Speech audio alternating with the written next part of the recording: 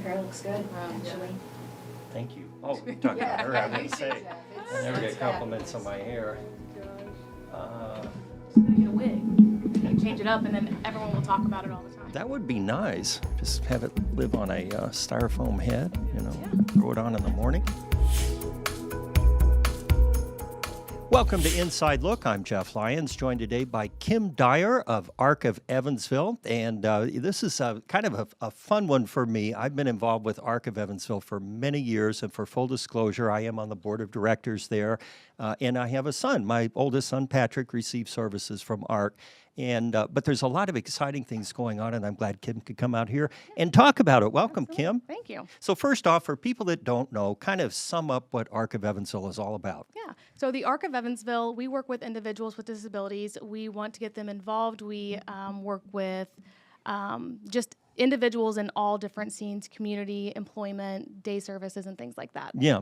And for people that don't know, when you say, employment in the community, day services and that, these are the kind of the structural things that someone with an intellectual disability needs in order to succeed in the community. Yeah, absolutely. And prior to say, well, we'll just make up a date here, but say before the 1970s, this wasn't the case. A lot of people with disabilities wound up in institutions. Right. And so this was the next logical step to bring services into the community. I'm going to move your mic there just so everybody can hear you. And I'll shut up so you can talk too. And then it became more commonplace to have agencies like ARC, and ARC's been around a long time, I think 1953 or 54. So you've been there many years. What'd you tell me, 14? 14 years, yeah. So you've seen some exciting changes along the way, and this is an ever-changing field. It is, yeah. So talk about, first off, what got you involved with the ARC of Evansville? So about 14 years ago, I just kind of looked at being a DSP. So direct support professional. A direct support. We know the acronyms, but most people will not. So working directly with individuals. I worked in the community with them, so I'd work one-on-one. We would go grocery shopping. We would look at volunteer sites and whatnot. And then very slowly, I just started to kind of work my way up within the agency, started being a program coordinator where I was working directly with teams and individuals on what kind of goals do they want to have, how do we get them there, and then eventually stepped into the manager role. Yeah. And was there something in your life at some point? Was a family member have a disability? Did you know somebody at school? Or what was the spark that said, hey, maybe this is something I'd like to do? I do have an aunt with an intellectual disability. And so that's always, but also my family loves to help people. We love, and we look at people as people. And so I just eventually, really just out of necessity of finding a job, did that. And then I learned that I really enjoyed it and really loved doing it. What was the biggest surprise for you then when you came, so to speak, on the inside? And now you're responsible for the welfare and advancement of individuals with disabilities. Well, I would say, and that's changed over the last, it's always changing. Funding is always changing. What our organization is focusing on is always changing.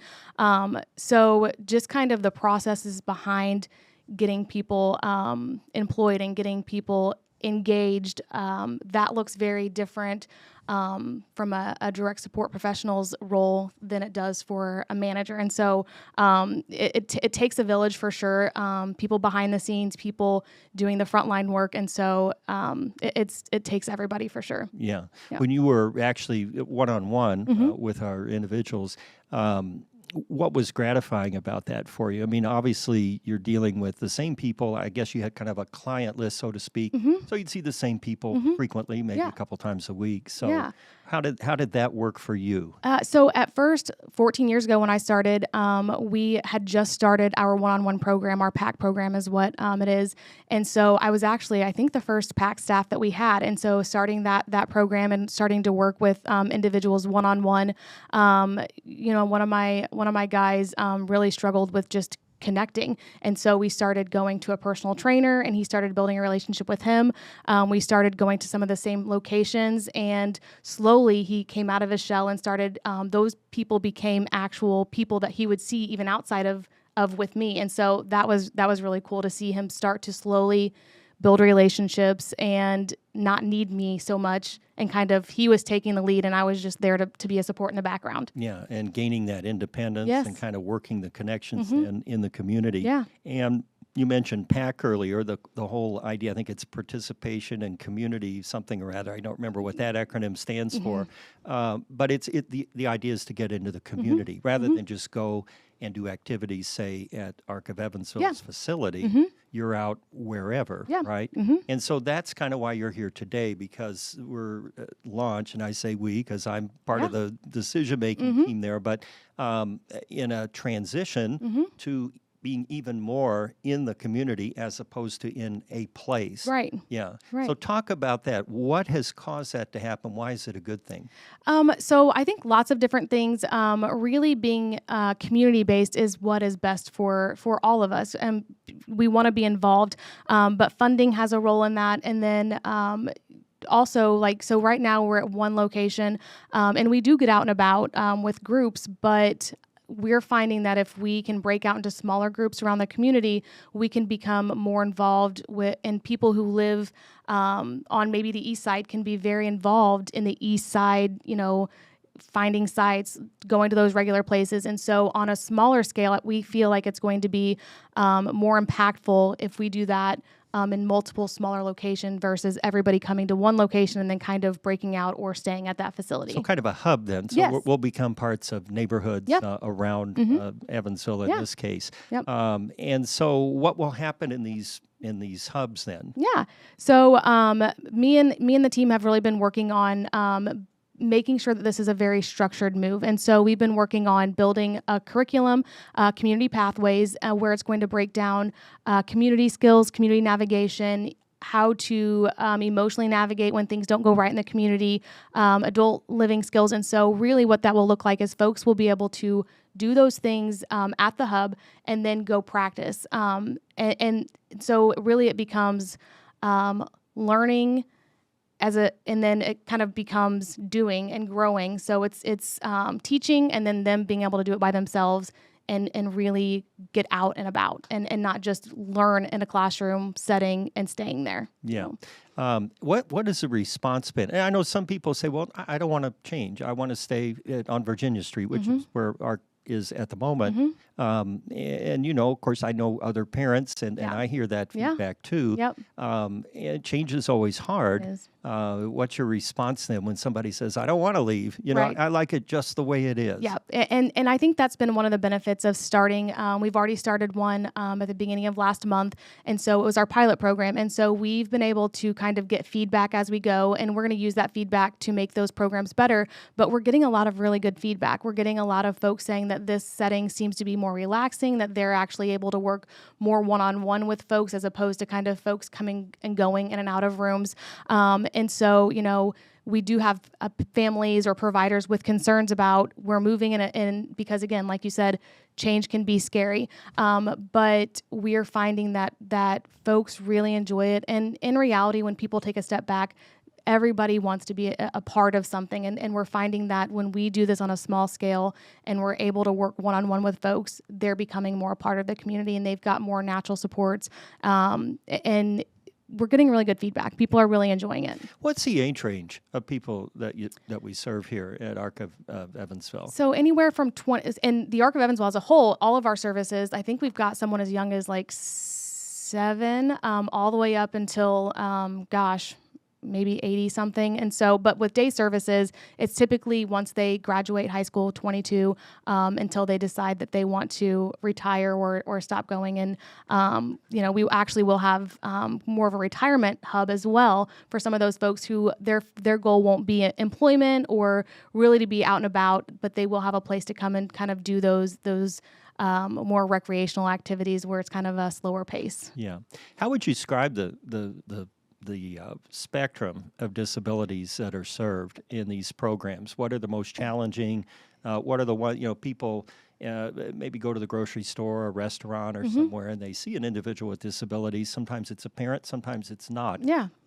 So kind of describe the range of individuals that are served. So there is a very wide range. And so some of our folks, they need a lot of support. They need kind of hand over hand or 24/7 supervision, 24/7 support, and that goes all the way to folks who really just need help going to getting from point A to B, or maybe some background support like I was talking about earlier. So that there is a very wide range of folks, and that does, we think, is going to be one of the benefits too of the hub, is that staff are able to kind of work with groups and in those different capacities, so that they are achieving their goals, going to places that fit their need or their desires, and so it's a pretty wide variety of needs and whatnot. So yeah, what do you say to people just in the kind of John Q. public? Let's say just the average person, walking around and they see somebody and they'll say, I wonder what's wrong there. I mean, I've had that question. What's wrong with your son? And I often will say, well, there's nothing wrong with him. Right. He has a disability,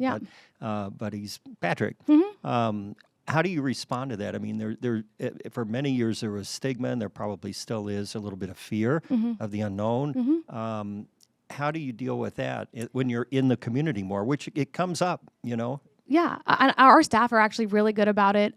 People are people, and we all have different levels of needs. There are things that I am good at that maybe you're not, and vice versa. And so we're all people. We all need some support in some kind of way. None of us are just islands by ourselves. And so that's our approach, and our staff approach things. Like a lot of times people will say, talk to the staff instead of to the person.